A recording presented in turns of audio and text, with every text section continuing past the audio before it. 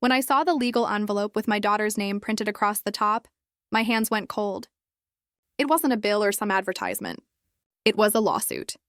That was the morning I learned that my only child, my soft-spoken, careful, once-loving daughter, had filed a case against me. She wasn't asking for help. She was demanding her inheritance while I was still alive. The kettle was screaming on the stove, the smell of burnt toast filled the kitchen, and the sunlight sliced across the counter in pale yellow stripes. I remember those tiny things because somehow they stuck. The world kept turning, even when mine stopped. Before all this, my life was peaceful, quiet, predictable. I'd been living in the same house my husband and I bought over 30 years ago, a 2-story brick house with fading paint and an old swing in the yard that still creaked when the wind blew. My husband Daniel passed away 8 years ago. He was steady, honest, the kind of man who fixed things, not just furniture or leaky taps, but people too. After he was gone, the house felt enormous and empty, but I couldn't bring myself to leave. It was filled with his voice, his scent, his memories. And then there was our daughter, Sarah. Sarah was my pride, my joy. She had Daniel's sharp mind and my stubborn heart. She'd grown into a confident woman, smart, successful, a financial analyst in the city. She had recently gotten engaged to a man named Adam. He was polite, maybe too polite, and a little too smooth for my liking. But I tried to trust him for Sarah's sake. We had a good rhythm, Sarah and I. She called me every few days. We shared tea and long talks whenever she visited about work, her wedding plans, my recipes she still couldn't get right. Sometimes she'd hug me from behind while I cooked and say, "You'll move in with us after the wedding, right, Mom?" I'd laugh and tell her, "Only if you promise to let me redecorate your kitchen." It was easy, warm, familiar. Or so I thought. The trouble began quietly, like a hairline crack in glass, barely visible until it spread. One Saturday afternoon, Sarah stopped by with a stack of papers. She said they were for a bank verification, part of her mortgage process for a new apartment she and Adam were buying. "Mom, it's just easier if it's under your name temporarily," she explained, casually stirring sugar into her tea. "The bank needs family collateral. Once the loan's cleared, everything will switch back." I remember pausing. "Are you sure about this? Shouldn't Adam handle it?" She smiled, soft, reassuring, the way she used to when she wanted something as a little girl. "It's routine, Mom. Please, just trust me on this." Her tone was calm, her eyes steady. And I did trust her. She was my daughter. So I signed. I didn't even bother putting on my glasses. The fine print looked like ants crawling across the page. I just scribbled my signature wherever she pointed. My name, Margaret Lewis, in neat blue ink at the bottom of a document I didn't read. She thanked me with a quick hug and left. I remember watching her drive away, feeling proud that she was taking such big steps in her life. I didn't know that hug was the last one that felt real. 3 months later, the letter came. It was a cool Monday morning. I was sweeping leaves from the porch when the mailman stopped by. Among the bills and flyers was one thick brown envelope marked Official Notice. I opened it right there, still holding the broom. Inside were pages of legal jargon. Notice of inheritance claim Sarah Lewis versus Margaret Lewis. I blinked, trying to understand. My hands began to shake as I flipped through the pages. Words jumped out at me. Property deed, fraudulent transfer, title dispute, inheritance rights. I dropped the broom. My daughter was accusing me of taking her father's inheritance. For a moment, I couldn't breathe. The porch, the trees, the street all blurred together. I sat down on the step, papers crumpled in my hands, reading the same line over and over. It made no sense. Daniel had left everything to me in his will, with the clear note that Sarah would inherit after my time. Nothing had changed. Nothing should have. Unless I had somehow signed something I shouldn't have. The memory of those bank papers flashed through my mind like lightning. My stomach twisted. That night I couldn't sleep. The clock on the wall ticked endlessly, every second sounding louder than the last. I replayed every conversation, every smile, every casual word Sarah had spoken. Was she planning this all along? By morning, I had made up my mind. I needed to see her face and hear her explain it. I dressed carefully, pressed a light blue blouse, combed my graying hair, put on a touch of lipstick. I wanted to look calm, composed, like her mother, not her opponent. When I reached her apartment, Adam answered the door. His expression tightened the moment he saw me. Behind him, Sarah appeared, her face blank, her voice cool. "Mom," she said, as if she hadn't expected me. I held up the envelope. Sarah, what is this? Why are you doing this to me? She exhaled sharply. It's not personal, Mom, it's legal. I just want what Dad left me. What your father left you? My voice cracked. Sarah, your father left everything to me. You'll get it one day, I promise you that. She folded her arms. You already signed it over. The air left my lungs. What? Adam stepped forward. She's right, Mrs. Lewis. You transferred the house to Sarah. The papers you signed, remember? I felt the world tilt. You told me they were mortgage forms. Sarah's tone sharpened. I never said that. You just didn't listen. My heart broke a little right there. The daughter I'd trusted all my life was looking at me like a stranger. I trusted you, I whispered. She looked away. You'll still live in the house. Nothing will change. We're just making it official before the wedding. Official? I laughed, bitter, small, hollow. By suing me? Neither of them replied. The silence between us felt heavier than any scream. Finally, I turned toward the door. You've taken enough, Sarah. I won't let you take my peace, too. I walked out. The hallway blurred as tears filled my eyes. Outside, the city kept moving. Cars, people, noise, everything ordinary except me. When I reached home, the house felt different. The ticking clock was too loud, the air too still. I sat on the couch surrounded by framed photos, Sarah's graduation, Daniel's smile, and wondered when love had turned into paperwork. I picked up one photo, tracing Sarah's face with my thumb. Why, sweetheart? I whispered. Why would you do this to me? But only the clock answered, steady, cold, and merciless. The days after Sarah's lawsuit blurred together like fog. Every morning, I'd wake up before dawn, make tea, and sit by the kitchen window waiting for something that never came. A call, an apology, even a message. But the only sound was the clock. I tried to busy myself with small things, polishing Daniel's old photo frames, watering the plants, dusting shelves. But grief has a way of finding you even in chores. Every corner of the house whispered memories, Sarah's laughter down the hallway, Daniel's humming while fixing the sink, birthdays, Christmas mornings. Now all of it felt stolen. A week later, I received another envelope. This time it wasn't a lawsuit. It was a notice of hearing. The case had moved forward. I took it straight to my lawyer, Mr. Bennett, a kind, silver-haired man who had known Daniel from church. He read through the documents silently, his glasses slipping down his nose. Finally, he looked up. Margaret, he said gently, these aren't mortgage forms. These are transfer deeds. You legally signed your property over to your daughter and her fiancé. It's in both their names now. My breath caught. So it's gone? Everything? He hesitated. Unless we can prove manipulation or fraud. Yes. I pressed my fingers against my forehead. Fraud? She's my daughter, for God's sake, he sighed. Family cases are the hardest ones, Margaret. The court only sees signatures, not relationships. I closed my eyes. The words sank like stones. That night, I went through my old drawers, letters, photographs, Daniel's will, every bit of paper that still smelled like our life before all this. And in between the pages of an old cookbook, I found a note. It was Daniel's handwriting.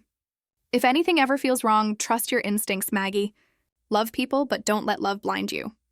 I sat there for hours holding that note. My hands trembled, not from weakness, but from something I hadn't felt in a long time. Resolve. The next morning, I called Mr. Bennett. I'll fight this, I said. Whatever it takes, he nodded. Then we start digging. And dig we did. We found that Adam, the charming fiancé, had been in financial trouble for years. Credit card debt, business failures, unpaid taxes. His name was all over bad records. The house, my house, was their safety net. It wasn't Sarah's idea, not at first. It was his. But she went along with it. When I heard that, something inside me cracked, not in pain this time, but in quiet fury. 2 weeks later, there was a knock at my door. Sarah stood there, her face pale, her voice soft. Mom, can we talk? I wanted to slam the door, but something stopped me. Maybe it was that tiny part of me still hoping this was all a mistake. She stepped inside, looking around the living room like it was unfamiliar. I didn't want it to go this far, she said. Adam, he pushed for it. He said it's the only way to secure our future. I stared at her. So you destroyed mine for yours? Her lips trembled. I thought I'd fix it later. I swear, Mom, I just didn't want to lose him. Tears welled up in her eyes, but I'd seen enough to know that guilt and regret aren't the same thing. You already did, I said quietly. You lost me, She started crying, but I didn't move to comfort her. For the first time in my life, I didn't reach out. I watched her tears fall onto the floorboards Daniel had built with his hands. After a few moments, she whispered, "I'll make it right." "Then start by telling the truth in court," I said. She froze. "I can't, Adam, he'll leave me." I looked her in the eye. "Then maybe losing him is the best thing that could happen to you." When she left that night, I stood at the door long after her car disappeared down the street. For years, I'd believed being a mother meant protecting your child from pain. But sometimes the only way to protect them is to let them feel it. The hearing came. Courtrooms are strange places, too bright, too cold. They strip you bare, not physically, but emotionally. Every truth becomes evidence. Every memory becomes a weapon. Adam sat beside Sarah, his arm around her like a shield. I could see the calculation in his eyes. He didn't love her. He loved what she owned. When it was my turn to speak, I stood slowly, hands trembling. "I may not understand the law," I said, my voice steady, "but I understand love. And love doesn't come with contracts or fine print.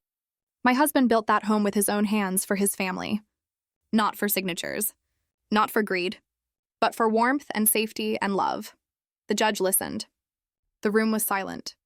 Then Mr. Bennett presented our evidence: Adam's debts, forged financial forms, the emails he sent to real estate agents discussing my house before I'd even signed the papers. Sarah looked shocked. She turned toward Adam, but he wouldn't meet her eyes. Her tears came again, but this time they weren't manipulation. They were realization. She'd been used to. When the ruling came, the court declared the property transfer invalid due to coercion and deceptive intent. The house was mine again. Sarah broke down in the hallway afterward. "Mom, I'm sorry. I didn't know he—" I put a hand up. "Don't. Not now." She nodded, her sobs quiet, her mascara running. "Will you ever forgive me?" I looked at her, and for a moment, I saw the little girl she used to be, the one who used to hide behind my legs when thunder scared her. "I'll always love you," I said softly. "But forgiveness, that'll take time." That night, when I returned home, I sat by the kitchen window again. The wind made the swing creak outside, the same sound Daniel used to love. I whispered, "We got it back, Dan." Somewhere in that silence, I almost heard him say, "You always were stronger than you thought." And for the first time in months, I smiled.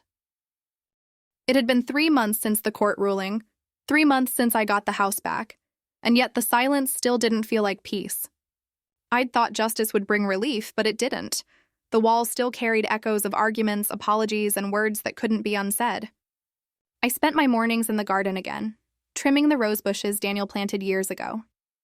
Their scent filled the air, but sometimes I'd catch myself looking toward the gate, half expecting Sarah's car to pull in. She didn't come for weeks. Once, she sent a text saying, "I'm staying with a friend. I need to think. Please don't worry." I didn't reply because if I did, I'd start forgiving too soon, and I wasn't ready for that. It was late September when she finally showed up. I was sweeping the porch when her car stopped by the curb. She stepped out slowly, holding a small suitcase. Her hair was shorter now, unevenly cut, and her eyes had dark circles under them. "Mom," she said softly, "can I come in?" I nodded toward the door. "It's still your home. Always will be." She smiled faintly, but it didn't reach her eyes. "Adam's gone," she said after a pause. "He left me right after the hearing." I didn't respond because I'd expected that. Men like Adam don't stick around when the money runs out. We sat at the kitchen table, the same table where I'd signed those cursed papers, the same table where she'd once done her homework, asking me to check her spelling. "I'm sorry," she said. "Not just for the papers, but for not listening, for making you feel small when you were only trying to protect me." Her voice cracked at the end. For a long moment, I didn't speak. I stared at my tea, the steam curling like memories, then said quietly, "Do you remember when your father taught you how to ride a bike?" She nodded, confused. "Yes. He ran beside you, holding the seat until you found your balance. And when you fell, he didn't scold you. He just said, 'Try again, my girl.' That's what being a parent feels like, watching your child fall and hoping the next time she'll learn to steer." Tears slid down her cheeks. I fell hard, didn't I? I reached across the table, placing my hand over hers. "Yes, but you're still here. That's what matters." For a while, things felt almost normal again. We cooked dinner together, went grocery shopping, even laughed once or twice. But healing isn't a straight road. It's full of turns and ghosts. Sometimes I'd catch her staring at old pictures, her wedding invitation, smiling faces that now felt like strangers. Once, I saw her rip one up quietly and throw it in the trash. She'd started a new job as a receptionist at a dental clinic. It wasn't much, but it gave her purpose. I thought maybe we were finding our way back until the letters began. The first one came folded neatly in a white envelope with no return address, addressed to Sarah. When she opened it, her hands shook. "What is it?" I asked. Her lips moved soundlessly before she whispered, "It's from Adam. He wrote that he missed her, that he'd made mistakes, that he wanted to start over, but beneath the apologies was something darker. You still owe me, Sarah. Don't forget what you promised me before you ran back to your mother." I could feel her trembling beside me. "What promise?" I asked. She hesitated. "Before the hearing, he made me take a small loan in my name to help him cover the legal costs. I didn't tell you because I thought I could handle it." My stomach tightened. "How much?" $30,000, she said quietly. I stared at her. "Sarah?" "I know," she whispered. "I was stupid." "No," I said softly. "You were in love." But in my heart, something colder stirred. Fear. Because men like Adam don't send letters for love. They send them to remind you what they still control. A week later, another envelope arrived, this time addressed to me. "You think you won, Margaret, but people like you always pay in the end, one way or another." The words were typed, not handwritten. Sarah found me sitting in the living room staring at it. She looked terrified. "He wouldn't hurt us, would he?" I wanted to say no. I wanted to be the mother who could promise safety, but all I could manage was, "We'll go to the police." The officer at the station took notes but didn't seem concerned. "Empty threats," he said. "We'll file it, but unless he does something, there's not much we can do." On the drive home, Sarah was silent. The only sound was the rain hitting the windshield. When we pulled into the driveway, she whispered, "Mom, what if he really comes back?" I turned to her and said the one thing I truly believed. "Then this time, he won't find us afraid." That night, I couldn't sleep. I sat up, listening to the creak of the house, the hum of the refrigerator, the faint drip of the kitchen tap. I thought about Daniel again, how he'd always said, "You can't choose how people love you, Maggie, but you can choose how you survive them." And I realized something. Adam had taken enough from us. Money, peace, trust, but I wouldn't let him take the last thing we still had, dignity. The next morning I told Sarah, "We're going to fix this properly. No hiding, no fear." She looked confused. "How?" "You'll go to the bank," I said, "and we'll handle that loan together. Then we'll change your number, report the threats, and start a record of everything he sends." Her eyes widened. "You'd pay it off for me? After everything?" I smiled faintly. "It's not about money, sweetheart. It's about closing doors so you can finally walk through new ones." She started crying again, but this time, I hugged her tight. For the first time in years, I felt like her mother again. The morning air was still when I stepped outside to get the mail. The sun had barely risen, brushing the world in a pale orange glow, and I remember thinking that maybe we were turning a corner. Sarah had started smiling again, and the house felt lighter and cleaner, like it was breathing after years of suffocation. But inside the mailbox was another envelope, with no name and no return address, and my stomach sank. I carried it inside quietly while Sarah was upstairs getting ready for work, humming softly, not wanting to ruin her morning. I opened it in the kitchen by the window, and inside was a photograph, a picture of me standing in the grocery store parking lot 2 days ago, my hand on the cart, looking toward the camera. On the back in thick black ink it said, "Nice house. Shame if something happened to it." My fingers went cold as I stared at the photo, the ticking clock suddenly deafening, then I slipped it into a plastic bag as evidence. When Sarah came down, she noticed my face instantly and asked what it was. I showed her the photo, and her eyes widened as she whispered that he was watching us. I said I knew, keeping my voice steady, and when she asked what he wanted, I told her simply, "Control. He's losing it, and that makes him dangerous." We went back to the police that afternoon, and this time they took it more seriously, opening a case, taking copies of the letters and photos, and promising to patrol near our neighborhood. But still, fear crept in quietly, invisible like smoke under the door. Every sound at night made me tense, and every shadow outside made me wonder, Sarah stopped driving alone and called me whenever she left work, her voice trembling as she walked to her car. I hated that she was living like that, and I hated that we both were. Then, one Thursday evening, everything came to a head. I was in the kitchen stirring soup when I heard tires screeching outside and Sarah's voice shouting from the driveway, angry and sharp. I rushed out and saw her standing near her car, face pale, pointing at the man across the street. Adam. He looked thinner and rougher, with messy hair, bloodshot eyes, and wrinkled clothes, as if life had started collecting its debt. "Get off our street," I shouted, but he laughed, a low, bitter sound saying, "Oh, you think this is your street, Margaret? You think you can take everything and walk away?" Sarah stepped forward and yelled that he had taken everything from her, that he made her lie to her own mother. He smirked and said, "You lied because you wanted to, sweetheart. Don't rewrite history now." Something inside me snapped. I walked right up to him and said, "You sent those letters. You've been stalking us. I've reported everything." He leaned closer and hissed, "You think a piece of paper is going to protect you?" That's when I realized he wasn't just angry, he was broken. A man like that has nothing left to lose, and that makes him the most dangerous kind. Sarah pulled out her phone, trembling, saying she was calling the police. Adam sneered and told her to go ahead, but then our neighbor, old Mr. Jenkins from across the street, came out holding his phone, filming, and said firmly, "Got you on camera, buddy. You should leave." More curtains twitched open, more eyes appeared, and Adam saw that this wasn't his private stage anymore. He spat on the ground, said, "This isn't over," and then turned and got into his car, tires screeching as he drove away. Sarah collapsed into my arms, shaking, saying she couldn't take it anymore, and I held her tight, telling her she wouldn't have to, not after today. The police came within minutes, interviewed witnesses, and took Mr. Jenkins' video. They found Adam's car abandoned 3 miles away later that night, and by morning, he'd been arrested for harassment, threats, and violating restraining orders from 2 other women in another county. That was the moment everything shifted from fear to closure. The hearing was short, and he looked smaller in that courtroom than I'd ever seen him. Sarah testified calmly, her voice trembling only once when she said, "He made me forget who I was." When it was over, the judge granted a permanent restraining order. I remember stepping outside, the air crisp and the world strangely quiet, and Sarah looked at me and whispered, "It's really over, isn't it?" I nodded and said, "Yes, sweetheart. It's finally over. But endings aren't clean. They never are." That night, she couldn't sleep and came to my room, curling up beside me like she used to when she was little.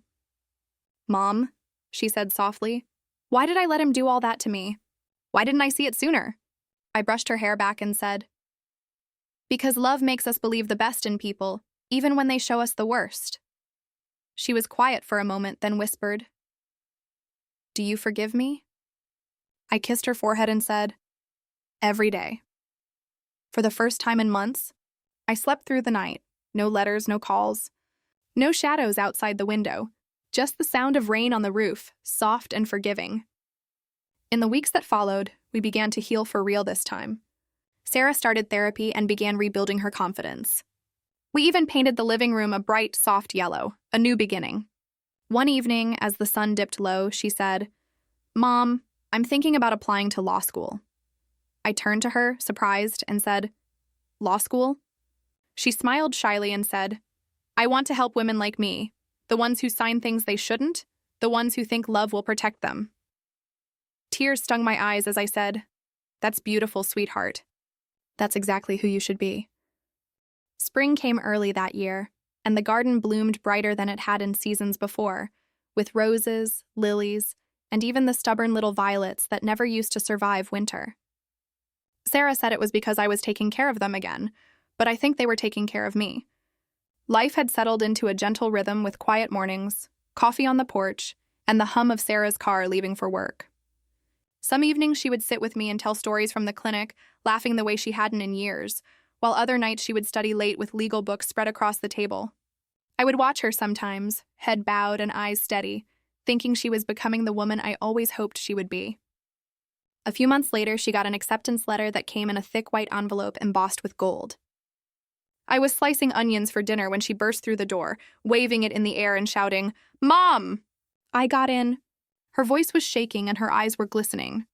I dropped the knife, hands trembling as I opened the letter. It said, Sarah Thompson, admitted to the College of Law. I looked up at her, smiling through tears, and said, "You did it, sweetheart."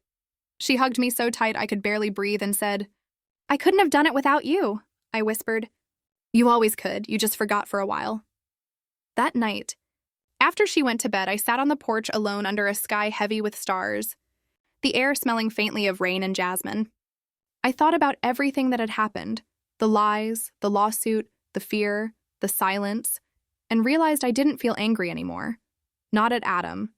Not even at myself. Because pain, I've learned, is a teacher that never leaves empty-handed. It leaves behind strength, clarity, and the courage to protect your peace, even if it means standing alone. A few weeks later, we received one last letter, this time from the court. Adam had been sentenced to a year in county jail for harassment and fraud related to other cases.